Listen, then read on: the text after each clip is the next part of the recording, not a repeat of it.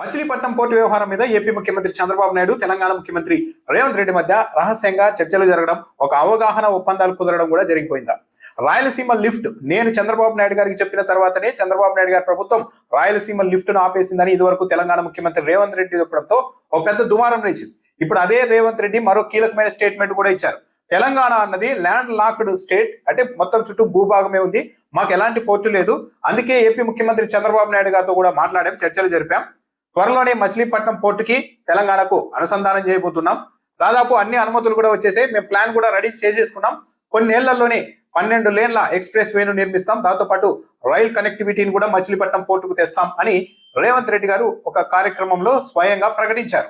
So we are planning like anything. Our state is landlocked state. We don't have any port. But I have discussed with Prime Minister and neighboring state chief, Mr. Chandrababu Naidu. We are going to connect to Machilipatnam port with 12-lane express highway, including railway connectivity. So all these are, we have made our plans. Almost we have got all approvals. So next few years we are going to connect everything. ఇక్కడ చూసే వాళ్ళకు simple గా మంచిదే కదా, 12 లేన్ల రహదారి ఏర్పాటు చేస్తే తెలంగాణ ప్రాంతానికి సంబంధించిన వస్తువుల ఎగుమతులు దిగుమతులు కూడా మచిలీపట్నం పోర్టు నుంచి జరిగితే మంచిదే కదా అన్న అభిప్రాయం కలుగుతుంది. అది సహజంగా కలిగే అభిప్రాయం. కానీ ఇప్పుడు చంద్రబాబు నాయుడు గారు చాలా కీలకమైన ప్రశ్నలకు సమాధానం చెప్పాల్సి ఉంటుంది. ఏ ప్రాతిపదికన చర్చలు జరిగాయి, తెలంగాణ ప్రభుత్వం పెట్టిన ఏ ప్రాతిపదికలకు రాష్ట్ర ప్రభుత్వం అంగీకారం తెలిపిందో చంద్రబాబు నాయుడు గారి ప్రభుత్వం స్వయంగా పబ్లిక్ కి చెప్పాల్సిన అవసరం ఉంది. కరెక్ట్ గా 2019 మార్చి నెలలో, అంటే ఎన్నికలు కొన్ని నెలల్లో జరుగుతాయనగా చంద్రబాబు నాయుడు గారు ముఖ్యమంత్రి హోదాలో ఆంధ్ర సెంటిమెంట్ ను రగిల్చేందుకు ఒక ప్రకటన చేశారు పదే బహిరంగ సభల్లో. 2019 ఎన్నికల్లో జగన్మోహన్ రెడ్డి గెలిస్తే మచిలీపట్నం పోర్టుని కేసీఆర్ కు అప్పగించబోతున్నారు, తెలంగాణ ప్రభుత్వానికి అప్పగించబోతున్నారు. కాబట్టి ప్రజలారా మేల్కోండి, జగన్మోహన్ రెడ్డి గెలిస్తే మచిలీపట్నం పోర్టు ఆంధ్రాకు దక్కకుండా పోతుంది అని ఎన్నికలకు ముందు స్టేట్మెంట్ ఇచ్చారు. చంద్రబాబు నాయుడు గారు ప్రచారం చేశారు.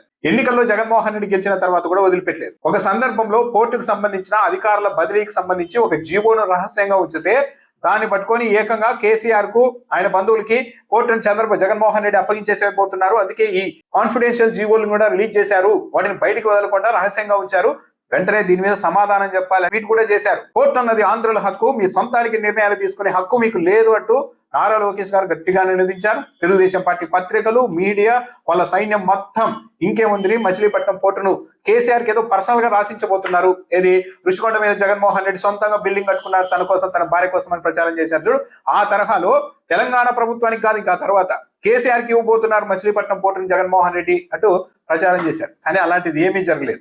కానీ ఈ రోజు తెలంగాణ ముఖ్యమంత్రి రేవంత్ రెడ్డి స్వయంగా నేను చంద్రబాబు నాయుడు గారితో చర్చలు జరిపాము, దాదాపు అన్ని అనుమతులు వచ్చాయి, ప్లాన్ కూడా రెడీ అయిపోయింది, కొన్ని సంవత్సరాల్లోనే మేము పోర్టుతో అనుసంధానం కూడా చేయబోతున్నాం తెలంగాణని తెలంగాణ ముఖ్యమంత్రి రేవంత్ రెడ్డి గారు చెప్పారు.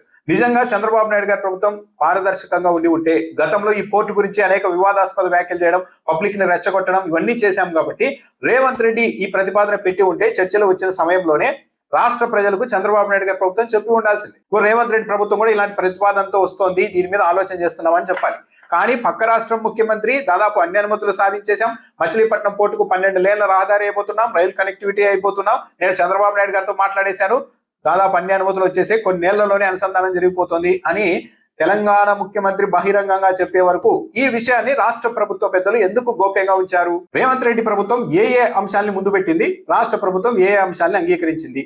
అంత పారదర్శకంగా రాష్ట్ర ప్రయోజనాలు, ఏపీ ప్రయోజనాలు కూడా పరిరక్షించేలాగా వ్యవహారం నడిచి ఉంటే చంద్రబాబు నాయుడు గారి ప్రభుత్వం బహిరంగంగా చెప్పి ఉండేది కదా.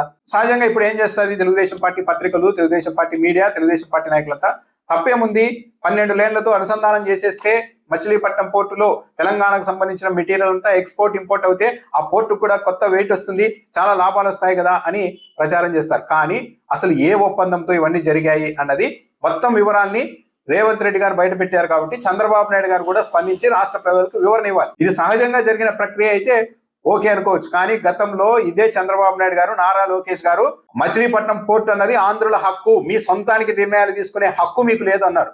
మరి ఈ రోజు రాష్ట్ర ప్రజలకు ఇప్పటి వరకు రేవంత్ రెడ్డి గారు చెప్పే వరకు ఈ విషయం తెలియకుండా మొత్తం చర్చలు నడిచి దాదాపు అనుమతులు, అంగీకారాల వరకు వెళ్ళిందంటే ఇంత పెద్ద గూడిపుటాని ఏం జరిగింది, బయటకు పెట్టలేనంతగా రహస్యంగా ఎందుకు వచ్చాల్సి వచ్చింది అన్న దానిపైన చంద్రబాబు నాయుడు గారి ప్రభుత్వం సమాధానం చెప్పాలి. ఇప్పుడు